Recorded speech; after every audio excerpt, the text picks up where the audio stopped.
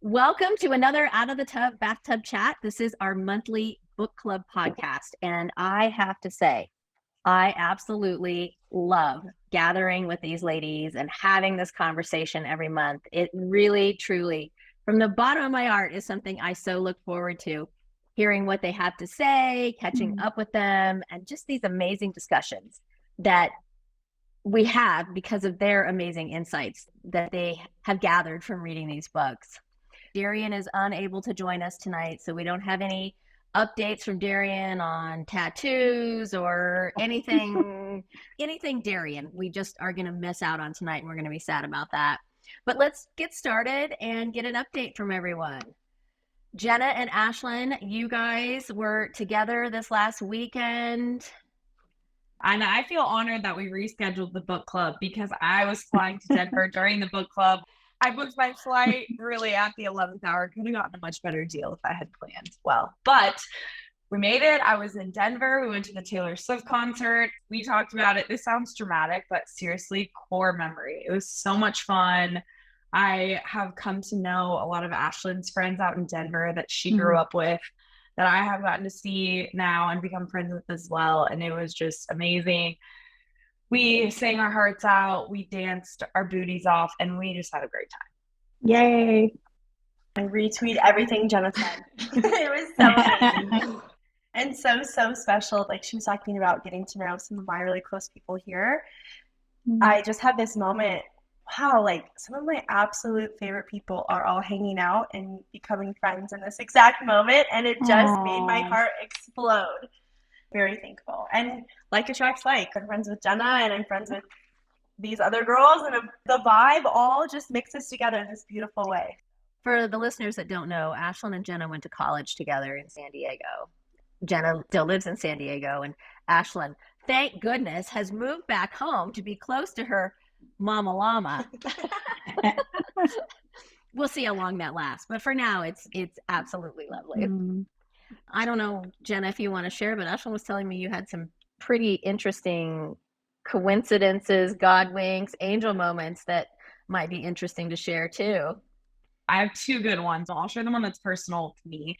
So I have had this prayer journal since I was in first grade, which was right around the time I got my first communion. So that's where the journal came from. But I have written in it ever since for periods of time. So it's really cool. If anyone has a diary, you'll know that it's cool to look back on and see the growth that you've had. But I always pull it out when I'm struggling through something and really just need to seek help. So one of the things, and this is getting really vulnerable here, but I've spoken to Ashlyn about this, something that I've been struggling with over the past couple of years is I was born and raised in San Diego and also went to college here, but most of my childhood friends don't live here anymore. And also none of my college friends live here anymore. They all moved home to their respective cities. So I have a lot of family here, but I've been struggling to just find really, really meaningful female friendships.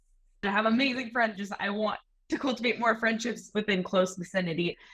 And so I pulled out this journal and I was just having this moment where I was feeling lost, just, praying for really meaningful friendship. The first thing that happened was a greeting card fell out, a Valentine's greeting card from my grandma, all about how, loved and supported and just special I am. You guys know those cards when you receive a card from someone who loves you so much and how meaningful that can be. And then the very next day, I go to a Pilates class with a coworker who I've really liked, and we haven't hung out outside of work all that often. And then after, we talked about just some really, really personal stuff that we had in common that's pretty rare to have in common. And it was just an amazing heart to heart. We were both emotional about it. And it was honestly like the beginning of someone that I could see being a really close friend. And I told Ashlyn that I haven't felt that way since college. So it was like, ask and you shall receive. And I've asked for these kind of friendships and support, but this was so intentional. I was like, I need this in my life. I'm really struggling. I need this. And then the next day, it was really, really cool. So that tied back to so many things, the angels, the coincidences in life, not letting fear get in the way, all of those things. So really cool. Well, Teresa, you are the queen of God wink, angel induced cool moments. There's my crown from you. Here's my crown. I can see. Can you see it? Yes. It's actually, my chakra crown. Funny story. We were playing with emojis on Friday night because, that's what women of our age do now. We play with emojis to put on our our text. And Teresa's is the cutest ever. It is her with a little crown on. You know, I know, she it's my looks so birthday cute. month, just like Ashlyn. So we're queens. Teresa's birthday. We all wish her the biggest happy birthday. Was it so fun celebrating?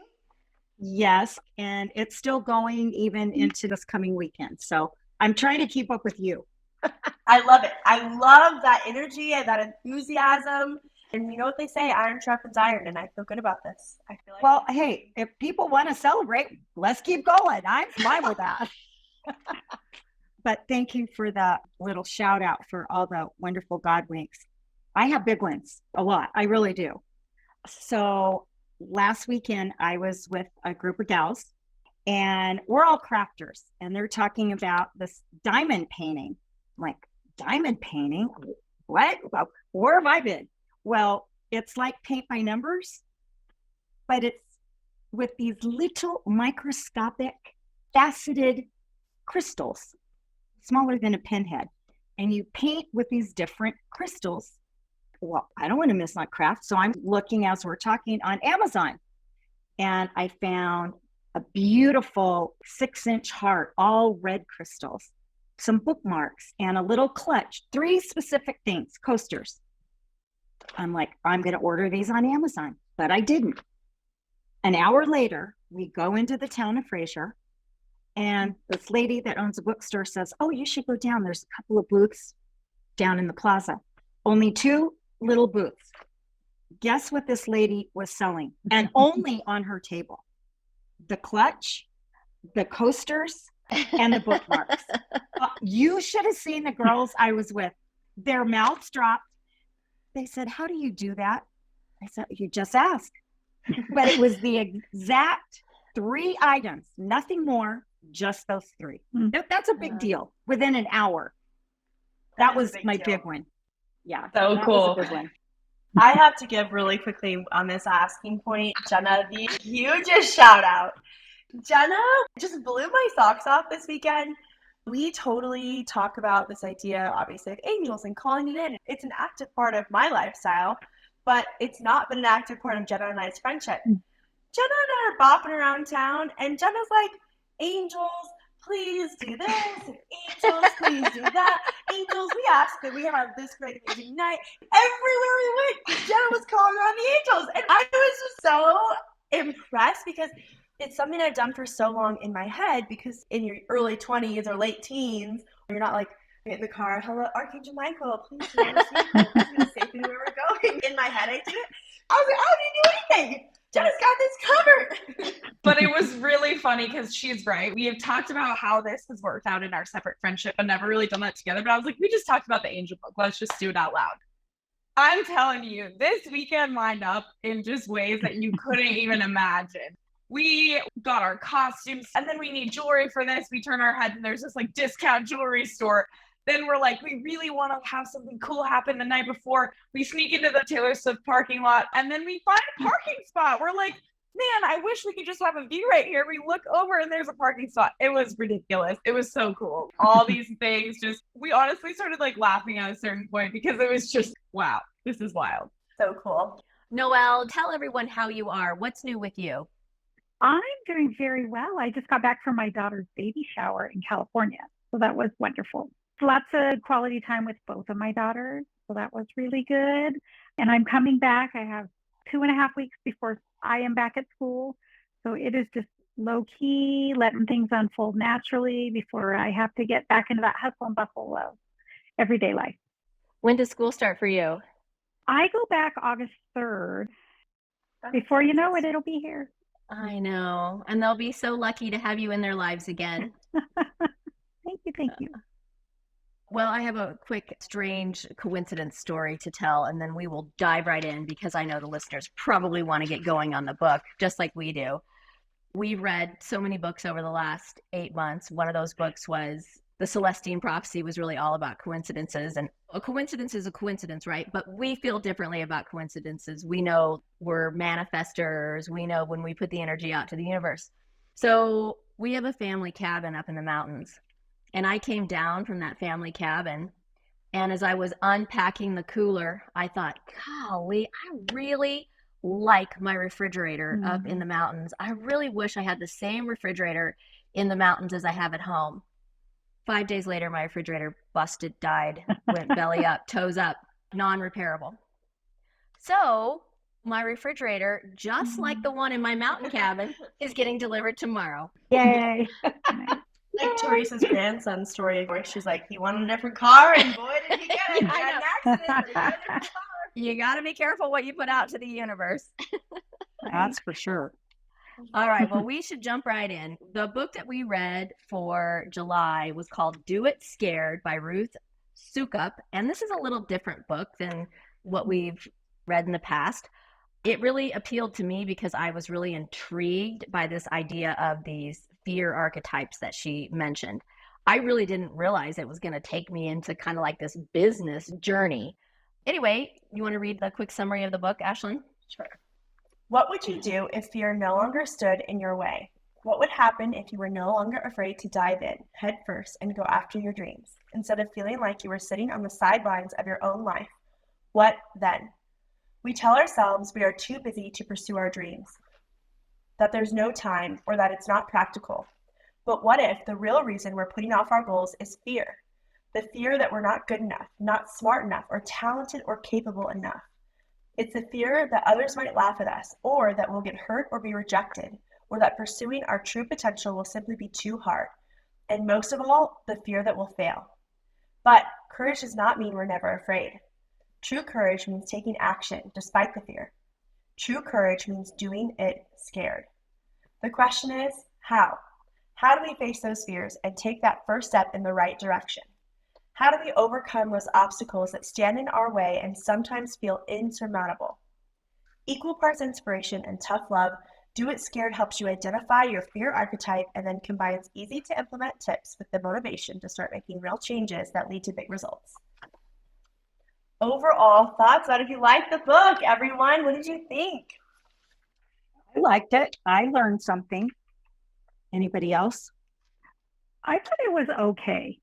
I didn't feel like there was a lot of new information in it, and that it kind of stayed kind of surface level.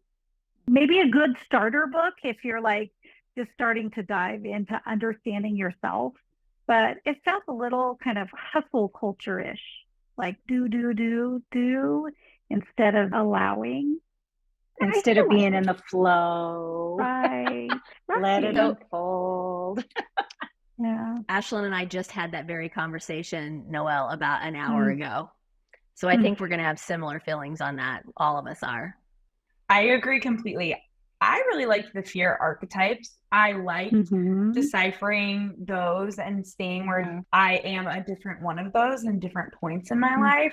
A point that I made to Ashlyn is she says in the book that you can be different archetypes throughout different phases of your life, which I find true, but I also find it true that I'm different archetypes depending on what role I'm playing in my life. So I feel like at work, I have a different archetype than I do in my personal life, than I do maybe in cultivating friendships. So that was really insightful for me, but I was found wanting more from the actual getting over the hump, because I think some of those were a little bit generic in terms of, okay, well, you're scared, but just do it anyways, just get started. And I'm like, okay, I feel like I already know that information, but I want a little bit more. She gave some good examples, but I wanted something a little bit more tangible and a little bit more meaningful, because it didn't feel super actionable, even though it's meant to be actionable. I wanted more specifics. I agree with everything that you guys have said. Honestly, the most fascinating part of the book for me, and I just ate this up, were the fear archetypes. I just thought that was fascinating. And I'm like, oh my gosh, here we have another window into our subconscious mind, or another window in why we act or respond the way we do and how we interact. But as far as the rest of the book, I agree. It was a little motivating. I have a business and it gave me a little rah, to kind of keep going. but it's nothing that profoundly, I think, will stick with me, except for the idea of the fear archetypes. I agree. Like you said, Paige, it's like there was a window and the window's open and you get a breeze, but that's it.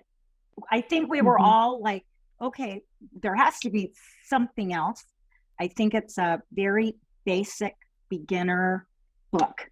That's how I felt reading, like, oh, I kind of know this, and we were wanting more. That's it. So I would recommend it to someone on a journey, maybe a new business owner, someone maybe even newly divorced or something that's floundering a bit, something in that category.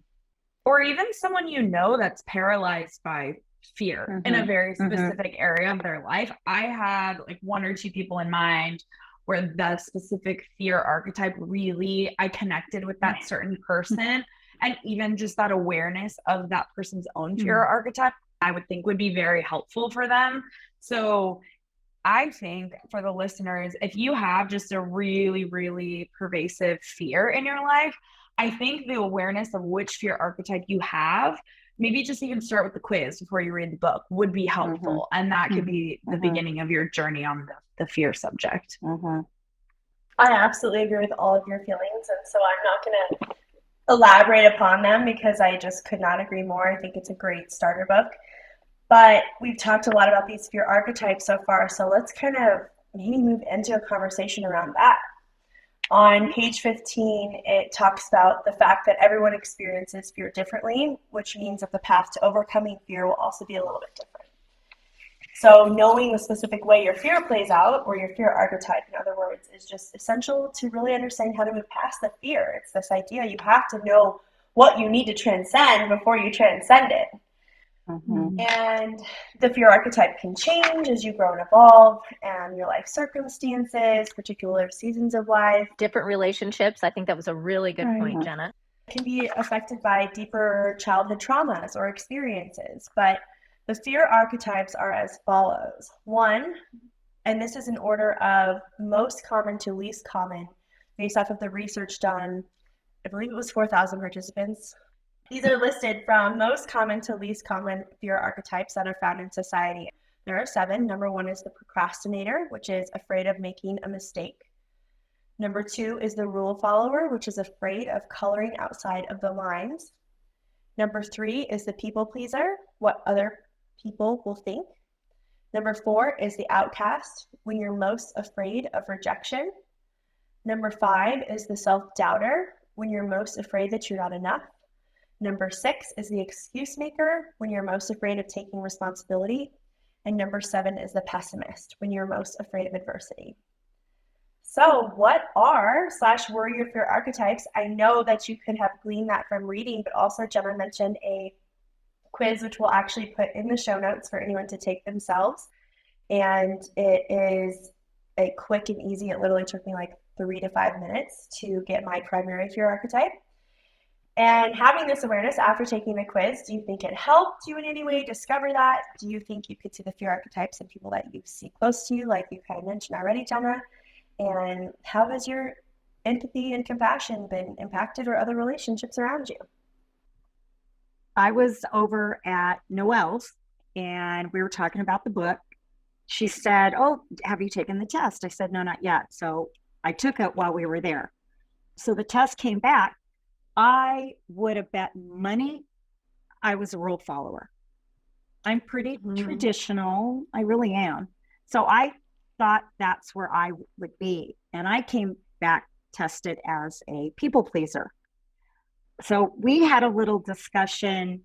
Most people think people pleasing is a lower vibration, kind of. You're doing it because you need something.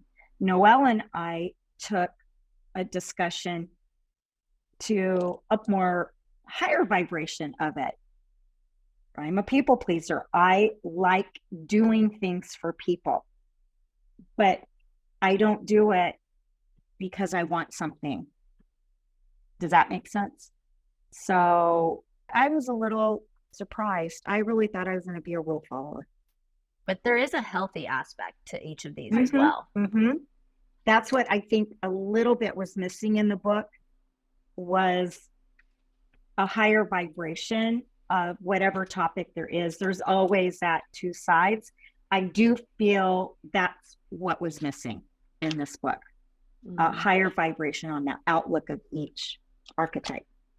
Really quick interjection on that, since I didn't say too much about my overall review. You just hit a really important point, which is that I felt the book was written from a less evolved, not lower vibration as in a critical sense of like, oh, this is bad vibes, but just not from an evolved perspective, which the evolved perspective may have also included what you just mentioned, Teresa.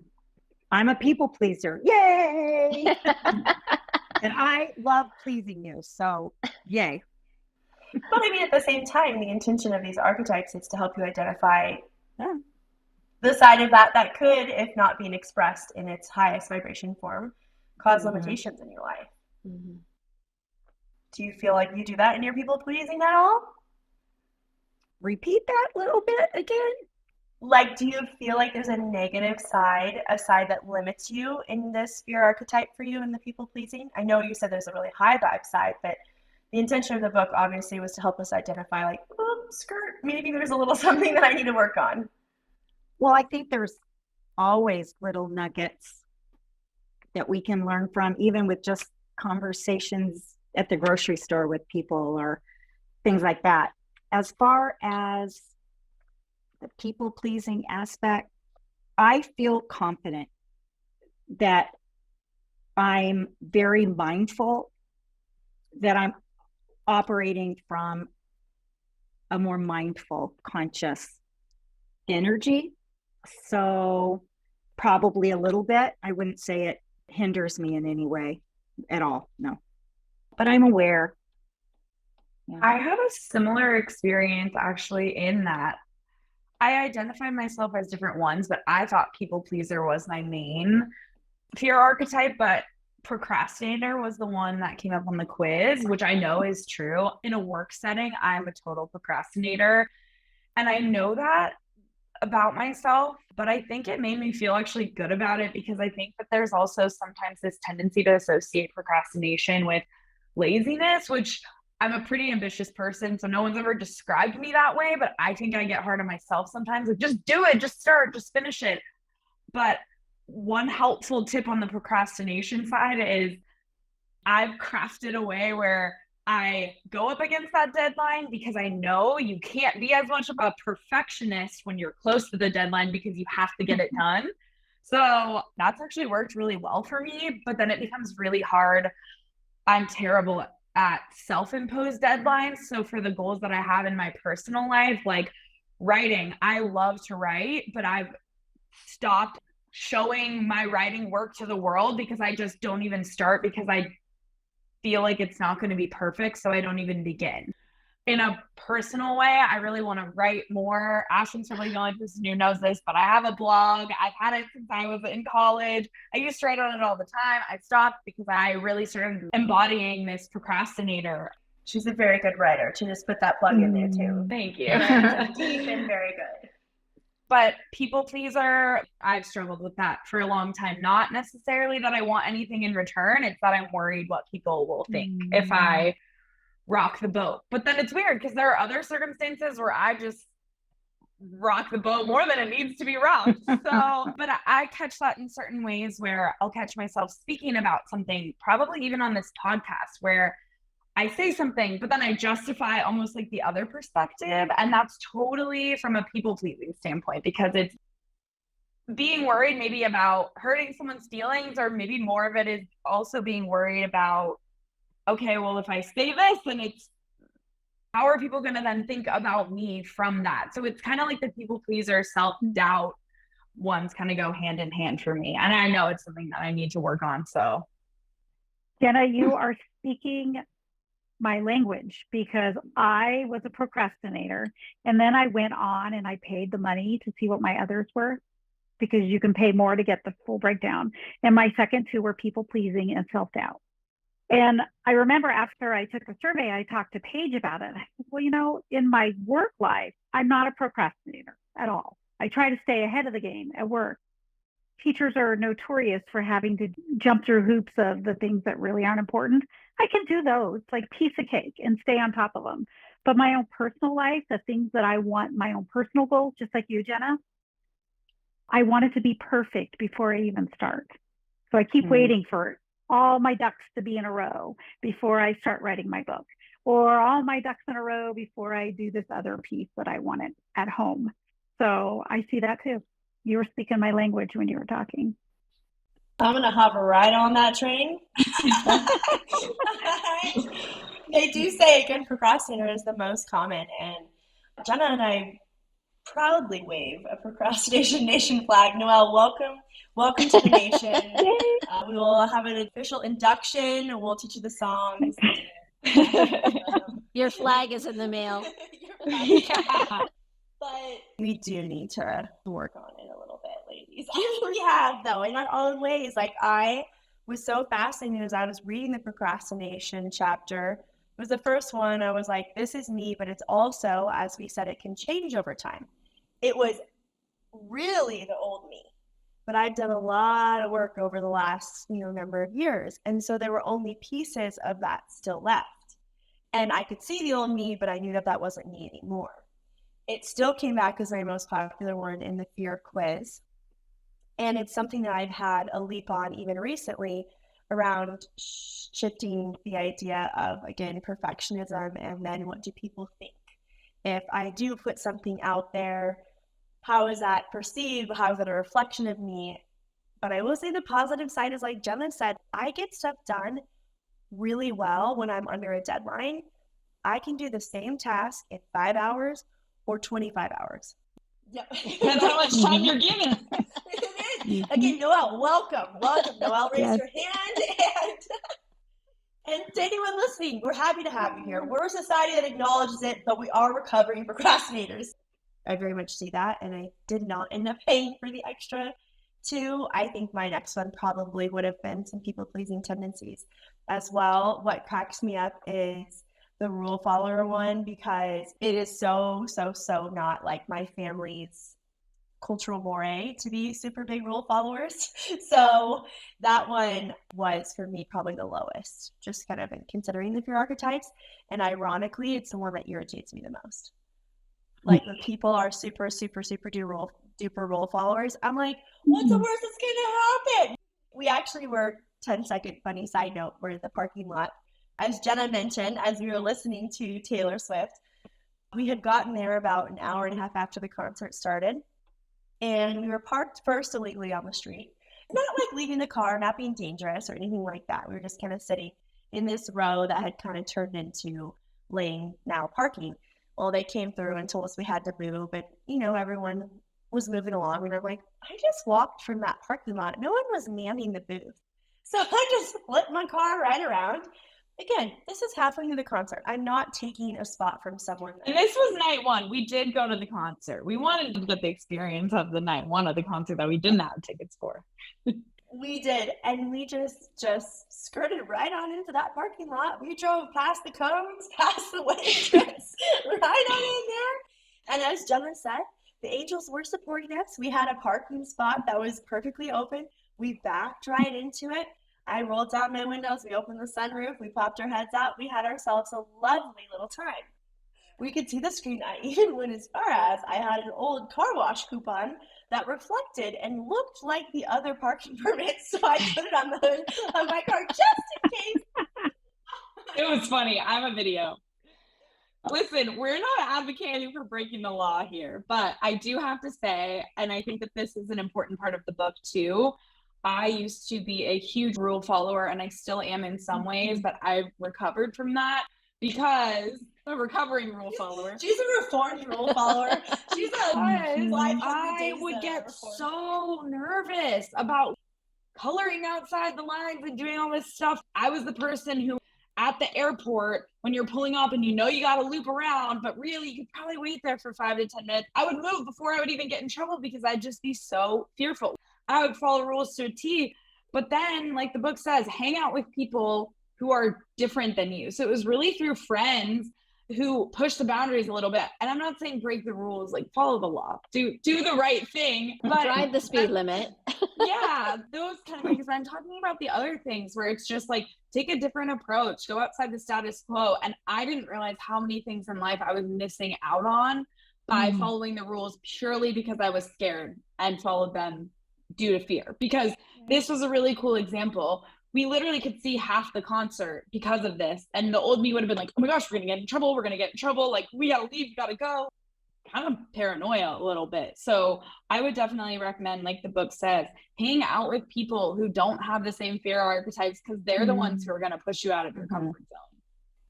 Yeah, and kind of wrapping up the story within that, I also am laughing because I'm not a rebel. Like, I'm not a rebel with a cause. I followed the you don't drive with someone in your car once you turn 16 for 6 months rule, because that rule could have financial and well-being implications. The people that got in my car could have gotten hurt, and if something happened, my family could have been sued. Like, seems like a reasonable rule to follow. But driving into a parking lot and Taylor Swift halfway through, worst case scenario, they give me a ticket. Okay, also pretty confident I could talk myself out of it. Like, and it was so funny, and this will lead into the next kind of conversation, but I want to hear obviously more about your fear archetype as well before we move on. But note to lead us into that here in a second is one of the girls we were with is to a T rule follower to the point where it holds her back significantly in her life. I'm talking to an extreme. And one time I saw like maybe a cop driving down that thing, and I was like, oh, let's just sit down. I was like, cop's coming, let's just slink in. She was like, oh my God, we have to go, we have to get out of here. No, you know, was panicked. And again, having compassion for the root of that, I felt bad that she was feeling that way. But then I turned to her, we had been talking about the book the night before, and I said, you know, the number one thing that Ruth says to overcome your fear archetype, it's to take action. And one of those ways is to hang out with people that have the opposite fear archetype as you. And today we're doing that because I'm out here breaking the rules, and we're going to show you it's okay. It's okay to live a little. You had this experience. You really enjoyed it. And we aren't doing anything to harm others, to harm the planet. There's a line within the rule follower. And again, I am laughing because I am a pretty straight and narrow girly. So I felt like just a rebel with the cause with how rule following our friend was with us. But it was just a fascinating example of what we have learned and seen in this book. What are yours, Mama? Well, my primary fear archetype is the self-doubter, was the self-doubter. I know I've overcome that. But even before I read this book, I wasn't surprised when it came back with that, because I have spent so many years self-doubting. And at some point in the last 5 years, I even had an awareness it would creep in, and I would literally tell myself, F you, self-doubt. It doesn't matter if you're here or not. I'm moving forward. I had like this little self-doubt angel over here, and then I had this like empowered page angel over here, and we would go at it. So that wasn't surprising for me to find that. And then I too have people pleasing would be my second one. So I've done so much work over the last years. I really don't feel like I have much in the way of fear anymore around any of this stuff. It was fascinating. I loved learning more about these archetypes, but it really truly gave me profound compassion for some people in my life. And a fear archetype that none of us have talked about, there were 3, the Outcast, the excuse maker, and the Pessimist. And I read about the excuse maker, and I'm like, oh my gosh, I know exactly who that is. And that person was telling us exactly what we wanted to hear all the time, but yet was just zero on action. I knew at least 3 people that were the Outcast archetype, which is really sad because the Outcast archetype is based on rejection. They feel rejected. It really gave me a lot of compassion, and I really believe that I'm going to take this out into the world with me as I interact with people and see them out in the world. I think, like you said, take this out into the world. You're going to use it. To me, at a very basic level, we do the Enneagrams. We've done human design. We explored gene keys. This is just another way of looking at these different types understanding who they are and recognizing these attributes in friends, coworkers, or strangers, whatever, it does give us another way to have empathy. If you're counseling them as a friend or something, to help them in understanding that. So it's a tool definitely to be used. You mentioned some of these things. A lot of people have heard of Enneagram. They've probably not heard of Gene Keys or Human Design, but those are other tools that most of us on this podcast are familiar with. But what was fascinating is that in Gene Keys, like, my primary thing to overcome is self-doubt. So it was so fascinating how it was like all lining up. The other connection I made actually were to your book page.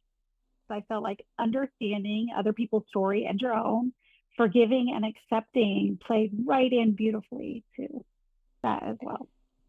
I was going to say the same exact thing. And actually, I think Love 6 Actions would be the perfect solution to come after the fear archetypes. You know, that was kind of like towards the end of the book, I was like, all right, we get it. This isn't that helpful. The fear archetypes, super helpful, but the like, just do it. I really felt the hustle culture part. And there were some of the solutions that stood out to me, but when it was like, balance is overrated, I was like, no, balance is not overrated. I know what they meant. I know they meant like, you can't have it all, like you're going to wear yourself out. But I was like, no, actually slowing down is important. So I think Love 6 Actions is a much more achievable, actionable method to overcoming your fear. And like you say, Paige, fear is the opposite of love. Yeah, it's limiting you in your human potential. We should repeat what Love 6 Actions are. You go ahead, Miss Udafar. Udafar, you will go far if you apply these Love 6 Actions. Understand, discern, allow, forgive, accept, and respect. Fabulous. You will go far. That's right. And I do agree. That's such a fascinating point you guys made, that actually would be more helpful, because I did feel the same. Like, once we got past the point of take action and surround yourself with people that help you overcome these things, that kind of offer that juxtaposition for you to see it actually is okay if you don't live in that fear, I didn't find a lot of the tips like that helpful. And as you said, almost kind of like hustle culture. And as I said, just unevolved. Jenna and I read a book called Beginner's Pluck, which I am so excited to have us read at some point. I think you guys will love it. It's an easy read, but it's a more evolved perspective where it's like, you don't have to have your passion figured out. Throw out your TJ Maxx home good signs. Like, you might have a big goal, but to get to the big goal, you have to start with the small steps. And Ruth was the exact opposite. Don't worry about the small stuff. Just, it's the big goal that matters. I literally thought of Beginner's Pluck. You are reading my mind. I thought that was much more useful, where she says, just start, go after the big goal. But the idea on Beginner's Pluck is just start with something, anything, like literally go on a walk around the block. And then that will be a domino to the next thing and the next thing. And it will evolve as these coincidences and energy and flow all come together to lead you to where you're supposed to go. And that also just is much more achievable, because we have these fears, but I'm starting here at these fears and trying to go all the way over here to conquer the world with my big goals. And that just seems so far. And to me, she didn't really shorten that distance for me. Let me read the next question, because I think we're already dancing around the next question for a minute. The premise of her book is that the best antidote for fear is to take action. What do you think about that? What if you suffer from anxiety? And then do you think that that idea conflicts with Ruth's own story? I thought it totally lacks that inspired action, like your own intuition guiding you. It's almost like you just bypass that and bulldoze past it for the sake of running away from your fear. I felt disconnected, and I feel like we're slowly evolving away from that mentality of do, and more into that being and allowing inspired action to come through you. And that's the piece I felt like as I was reading this. Just I'm going to plug back into Love Ignites piece, is that whole subconscious transformation work of releasing things. It just was almost like staying in it and bulldozing past it, versus releasing the subconscious beliefs about yourself. All of those archetypes are subconscious beliefs. the need to be transformed. So I I felt like was missing all of that. You just teed that up to a T, because for me, that was literally what I was going to say, is the subconscious transformation was actually a huge piece of me beginning to overcome my procrastination. A couple months ago, I was just struggling with this feeling of overwhelm and everything that we're doing within Loving Nights Peace. And I just needed to hire someone, and oh my gosh, oh my gosh, oh my gosh. And we just did literally some of the statements that we cleared and integrated through subconscious transformation, which you can book through the Loving Nights Peace website, is I give my power away to my to-do list. I give my power away to my overwhelm. My to-do list buries me alive. I resist my work. I resist my to-do list.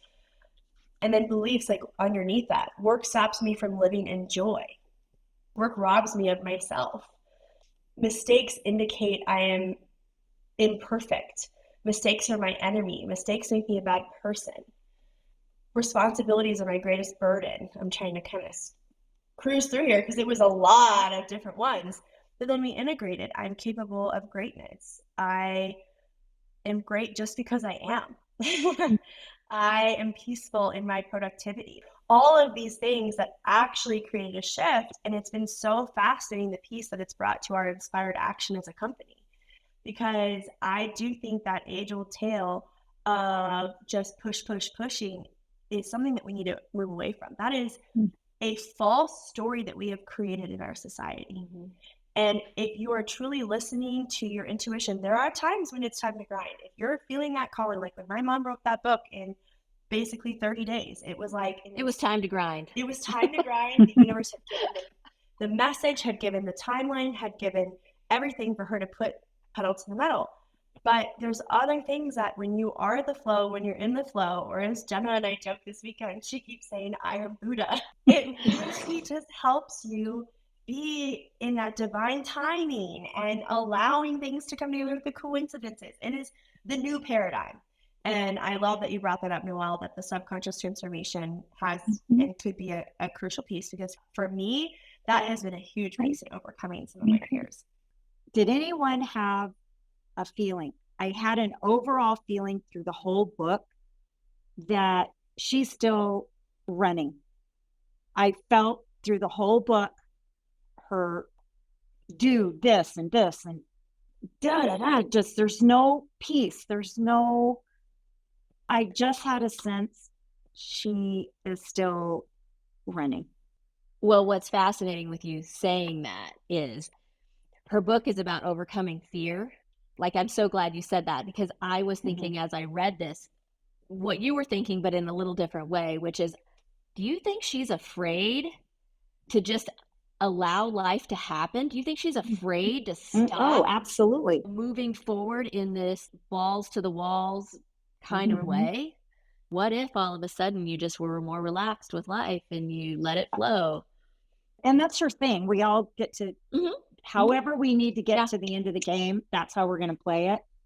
I just felt she's trying every day. I have to try so hard to bust through that. She couldn't ever stop. I need to keep proving. And that's how she's become an author and her whole groups and clubs, and yay. And she's very successful, it seems. I had never heard of her before this book, but it appears she's very, very successful. I'm sure not knocking the method, because I'm also very action oriented, but I still felt that she's struggling to bust through something. That was just my personal feeling through the book. Anybody have anything else on that? Are we complete on that one? Moving on, once you've identified the unique ways your own fear may be manifesting itself in your life, it is time to start moving past it. That's from page 97. This process begins with changing your mindset, as well as letting go of the limiting beliefs you may have about yourself and others. The author identifies 7 principles of courage. And those 7 principles are: dare to think big, rules are for suckers, always own it, embrace honest feedback, there are only mistakes, no lessons, balance is overrated, and just keep going. Did any of these really resonate with you, or which ones did you have the courage to dive deeper into this yourself? or any of them, really. So I have two comments. I really like the rules are for suckers one. We've already talked about this a lot, but I feel like just the things you find when you're willing to push the edge or just be a little more explorative in life are incredible. And I'm saying that as someone who used to be really constrained by rules. But I actually think the one that a couple of them rubbed me the wrong way a little bit. And one of them that I have a counter argument to, the one on feedback. So I think feedback is super critical in life. It's an important thing to grow as a person, but sometimes for me as a people pleaser and a self-doubter, I actually really think it's important to not be open to feedbacking certain things because that just opens up my fear of self-doubt. And it's like, no, I'm actually just not accepting your feedback. I'm going to stand in my truth and who I am and what I believe. And if I don't give people that gateway for feedback, then it slowly delegitimizes the self-doubts or the people-pleasing capabilities because it's like, no, I don't care what your opinion is on this certain thing. This is what I feel good about. And that's not true in every instance of life. I think you need feedback to grow, but I think it's really important to know the areas of your life where you're not currently accepting or asking for feedback. And I think that that actually is something that's really, really helping me to get over the people-pleasing abilities. Certain things, like I'll post something on social media and then I'll be so worried about what is someone going to think of this? And then I'll just delete the app because I'm like, I wanted to post that. I'm not going to open it to even see what people's feedback was or if they have it or see who watched it so I can doubt and worry and fester over it. And I think for the people-pleasing, self-doubting, that I would counter and say, don't be open to feedback in those ways. I feel like I've been talking a lot, but I am going to cut in here because this is so interesting to me. That was actually what I had taken a picture as one of my favorite parts, was getting feedback. Because when you get feedback from people that you respect and you trust, for example, Jenna, I was thinking of you in this. Sometimes you have breakthroughs that you gotta freaking have, and you need that feedback. I mean, one of those is when I was trying to get over my ex-boyfriend. Jenna finally just had to be like, listen, you gotta move on. Let's get this playlist together. We gotta take the next step. And she had listened, she'd been kind, she'd been loving. She was someone I needed to hear the feedback from because she had gone through a breakup herself and other breakups where she could say, hey, it took this period of time. So I had written and I had taken a picture of the paragraph that says, and this is why we need accountability in our lives. We need truth tellers and naysayers, people who love us enough. That's a keyword, love. These aren't the people that are on your Instagram posts going, oh my gosh, she looks like this. That's not where it's coming from. People who love us enough to call us out when we're going down a bad path and who care enough to get in our face. We need people we can trust, another big word, enough to give us honest feedback and people to whom we can give that feedback in return. And easy to accept the things that we don't want to hear. And then it goes on to say, this is exactly why true accountability, accepting honest feedback and being willing to follow up on it is such an act of courage. It means becoming vulnerable and admitting you might not have all the answers. It requires being open to sometimes heated discussion into ideas that aren't yours. It means acting on wise counsel. Again, another keyword, wise counsel, not just someone that is maybe not who we should be listening to, that may have initially conflicted with your opinions and desires. It demands both humility and trust. And so I just felt so honored to have people around me. I was talking about those friends that all gathered this weekend, that I truly do value their input. Now, I trust myself enough to know when it resonates or it doesn't. I put it against my own filter. But I do think we all sometimes have blind spots, and it's amazing to have a safe community that can help you on your journey. But if self-doubt is your primary fear, then that feedback, that criticism is sometimes just debilitating and challenging. So it's a real balance. It's a real balance beam to walk that one. And I think it comes from like, I don't know, this has been my experience, but as a self-doubter, people pleaser, being accepting of too much feedback. I think Ashlyn hit the nail on the head that feedback is important, but you really got to funnel it. Deciding whose feedback is worth accepting. You know, we had some feedback when we launched Loving Meets Peace that I ended up telling someone one time that they called me and told me about an hour all the things that they didn't like about something, and I legitimately at the end of the phone call said, I really appreciate this, but sometimes feedback is just that, feedback. It's not truth. It's not biblical truth. Sometimes it's just that. It's just feedback. And so again, it's that discernment. But I honor that depending on if you're archetype, it can be really hard. And it's a muscle. All these things are a muscle that we have to build. We have to break those rules once in a while. We've got to, if you're an outlaw, kind of let somebody in. If you're a procrastinator, maybe it's, time to get ahead on something. Like, we've got to work on the muscle. That's the only way you'll strengthen yourself in that area. Right. And that's what I was kind of talking about, is that inspired action muscle and that intuition muscle. The more we have those in several of these different principles of courage, the more we flex that muscle, the more we practice using those muscles, the less we will even need some of these principles of courage, because we'll trust ourselves so much in the decisions we make that they're right for us. And even if someone has a different opinion, that's just them looking from their unique lens. When you're building something or creating your own life, nobody else knows how to do it better than you. I love how you said that. I kept kind of thinking through the book, different parts where the 4 agreements really can simplify this book. I would read a part and I'd, well, don't take it personally. You can receive feedback and you can give feedback as long as no one's taking it personally. It's for growth and understanding. So if anybody's read the 4 agreements, I think you could kind of insert certain parts of that in this book and it would be better understood. Is it like one of those things you could list what the 4 are, or not really? The 4 agreements? Well, Noelle, we know them. Don't make assumptions is one. Noelle? Don't take anything personally.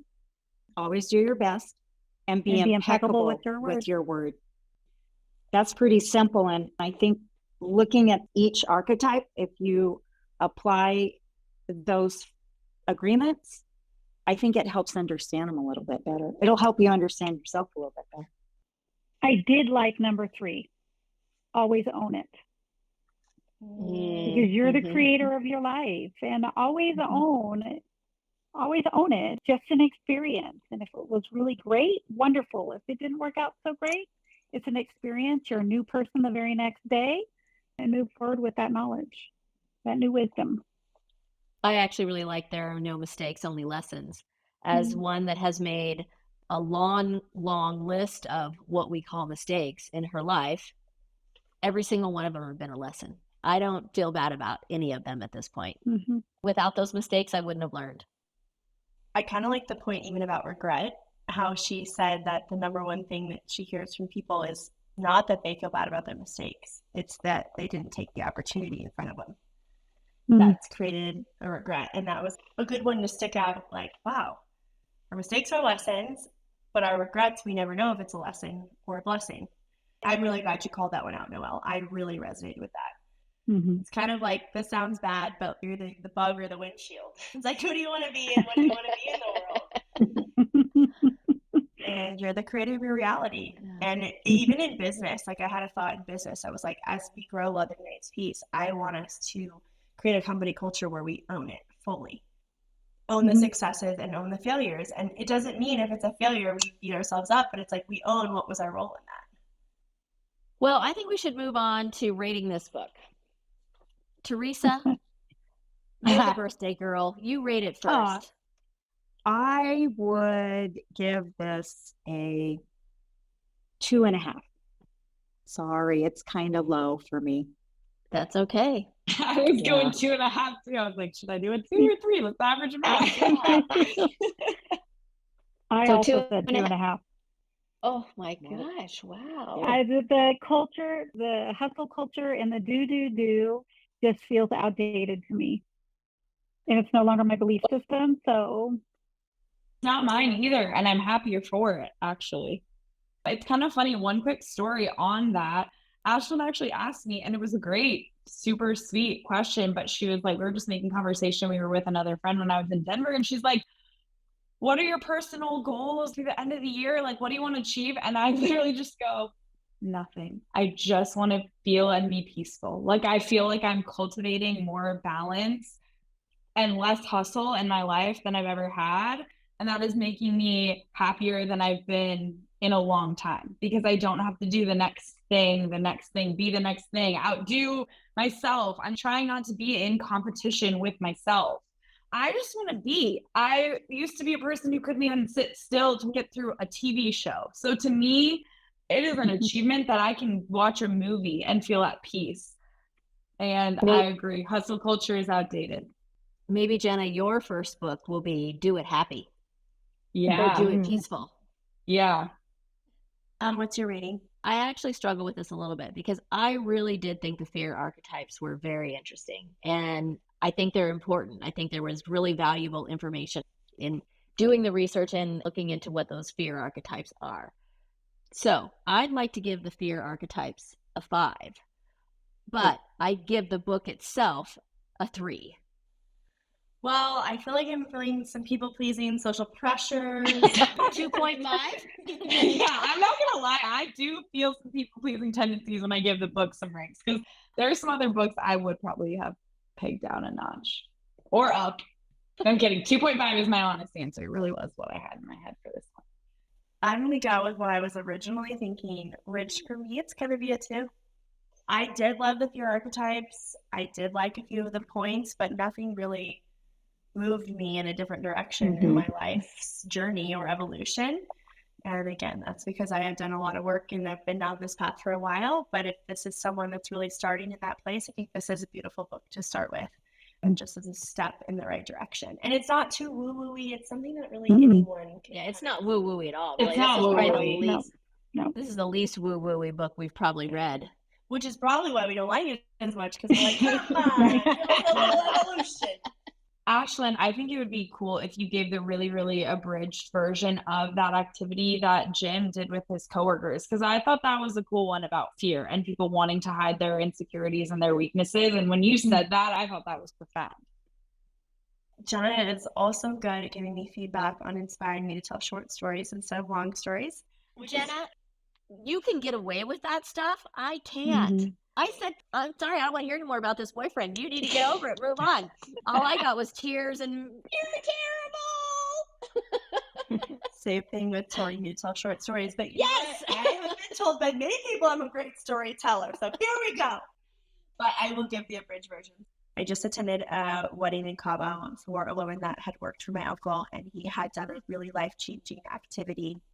And this activity was one in which the employees at his company came into a meeting, and he had written on the whiteboard all of his weaknesses and insecurities. They came in and he said, why don't you all take a piece of paper anonymously, don't put your name on it, and write down your weaknesses and your insecurities. And then we'll put them all up, and then we will decide, collectively we'll vote who is each piece of paper. And the outcome of this activity was every single person knew whose paper belonged to that person. And the intention of this was to illuminate the fact that we spend so much time trying to compensate, trying to hide our insecurities and hide our fears.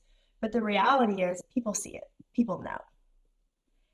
And so what if we can honor and acknowledge the insecurities and the, I'm going to air quote weaknesses, because it doesn't mean it's a negative, it's something that's room for improvement, but it doesn't make you bad.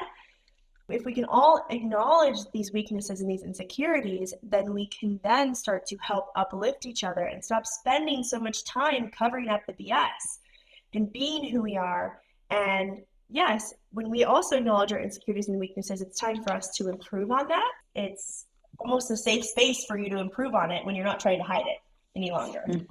So I think tying into these fear archetypes, and maybe Jenna, you could share if there was something really profound from that story for you, but it's just this idea of, we know we have these fears, we know we have these limitations, let's stop hiding behind them and work together in helping be the highest expression of ourselves.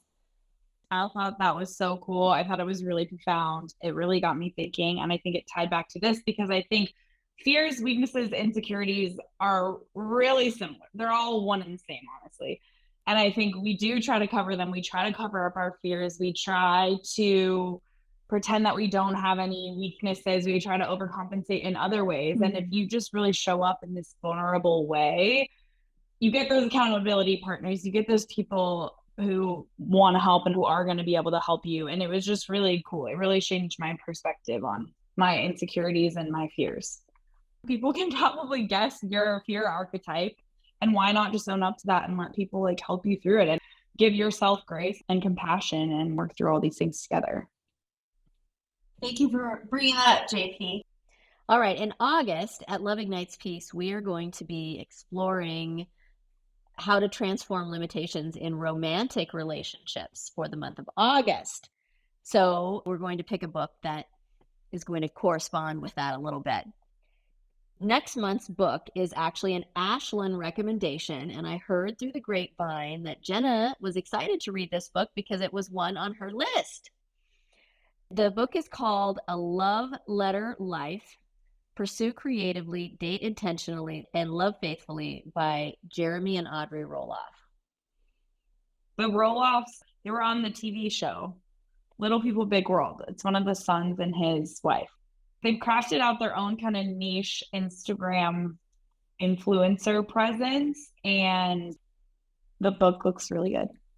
Their company is beating 50%, as my mom read about pursuing creatively, dating intentionally, and loving faithfully. And I walked away with some really cool things, and I'm like, wow, I want to take that into my relationship. But it covers whether you're single, whether you're dating, and whether you're married. There's something in it for everyone. So I'm really excited for us to chit chat. There is one chapter, and I won't say which one, that I did not like.